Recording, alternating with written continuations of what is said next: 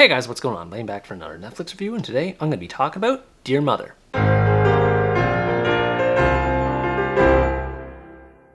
Dear Mother is a French comedy that tells the story of a man named Jean-Louis, a lawyer living a mundane existence with his job and stuck in a passionless marriage with his wife Valerie. One day, while working out at the gym, he realizes that he doesn't have a heart rate, which is later confirmed by a veterinarian friend of his. Jean-Louis is told by a holistic life coach that his heart is stuck in a spiritual bind of sorts and that he must revisit where his life began in the form of his mother's womb, or else he'll die in 3 days. This leads Jean-Louis to try and re-establish contact with his mother so that he can make sense of and resolve his ordeal. It seems that this movie has already been out for a while, at least in France and other parts of the world, so my opinion may be a bit late in this regard. Nevertheless, I did think it held some merit in its presentation, but there were other parts of it I took issue with too. To start, we have the main character Jean-Louis, who I found to be a bit bland personality-wise. He didn't offer much of anything unique aside from being a typical case of someone with a midlife crisis and the issue relating to his heart, which I found wasn't even played up as much as I expected it to be. It just seemed to come out of nowhere with no build-up toward it. It could be implied that his heart's predicament is the culmination of a long series of events that occurred before the story takes place,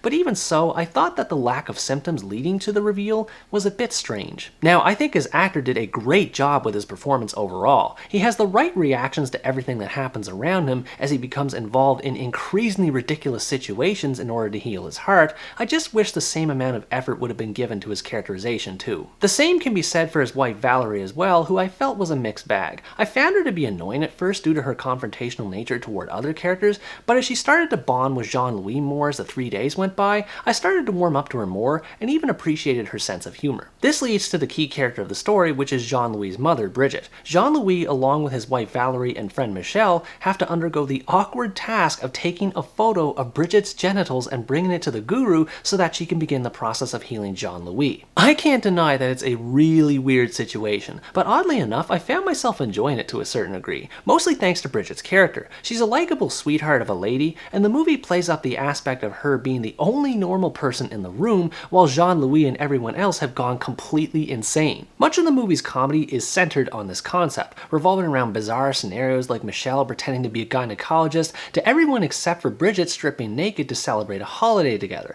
All this for one photo. The desperation ramps up the closer Jean-Louis gets to his expiration date, which made it that much more fun to see what crazy thing was going to happen next. This being said, I don't think that this movie's sense of humor is for everyone. There's a lot of controversial and even gross topics that are examined throughout, including full-body nudity, age gap relationships, and even defecation at one point. Because of this, I can understand why someone might be uncomfortable when watching it. However, I think most of the comedy does work to some degree. The characters frequently acknowledge that what they're doing is absurd and perhaps borderline criminal, but everything they do isn't out of malice, it's simply to save Jean-Louis' life. It also helps that these topics are examined through a comedic lens, so it sort of softens the blow that these topics might otherwise have in a real-life context. However, there was one topic I wasn't as much of a fan of concerning sexual assault, which I will refer to as such to appease the almighty YouTube algorithm. It's not directly referred to as sexual assault, but there are 2 events that occur that could be inferred as such, yet they're made out to be simple misunderstandings. I felt like this area could have been executed a lot better than it was, especially considering how quick the victim is to forgive the perpetrator.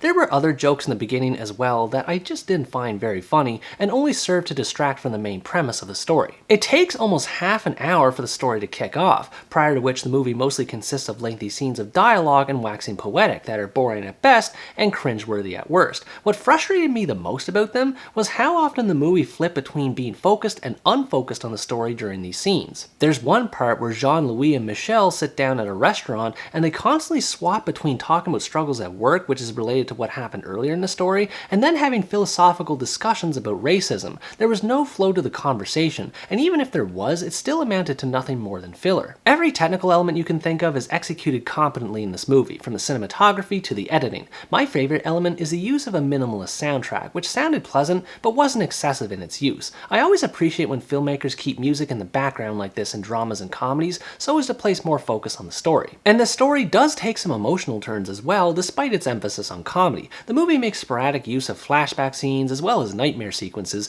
which provide a little more insight into Jean-Louis as a character. I wouldn't say he became more likable, though they did help me to understand him more. But I still found myself wondering more about Jean-Louis' family life. For example, the movie often mentions through character dialogue that he has a sister, and while he's compared to his sister all the time, she's never seen at any point in the movie, either in the story itself or in flashback and dream sequences. Furthermore, the themes pertaining to the Oedipus complex feel half-baked in their approach, as they appear to be more connected between Jean-Louis and his wife as opposed to him and his mother, reinforced by the fact that he's repulsed at the idea of photographing his mother's genitals. And even with the little references to the Oedipus complex involving Valerie, it doesn't dive as deep into the subject as it could have. Perhaps the filmmakers felt that they had gone far enough with the other events that occur in the story, but with how divisive it is already, I believe that Jean-Louis' character would have benefited from a closer examination on this front. Overall, Dear Mother is a bizarre comedy that will definitely put off the average viewer from watching it, but I found it somewhat entertaining in its lighthearted presentation of taboo topics. If you like comedies that go beyond being simply quirky and are looking for something that's unapologetically brash with how it handles mature subject matter,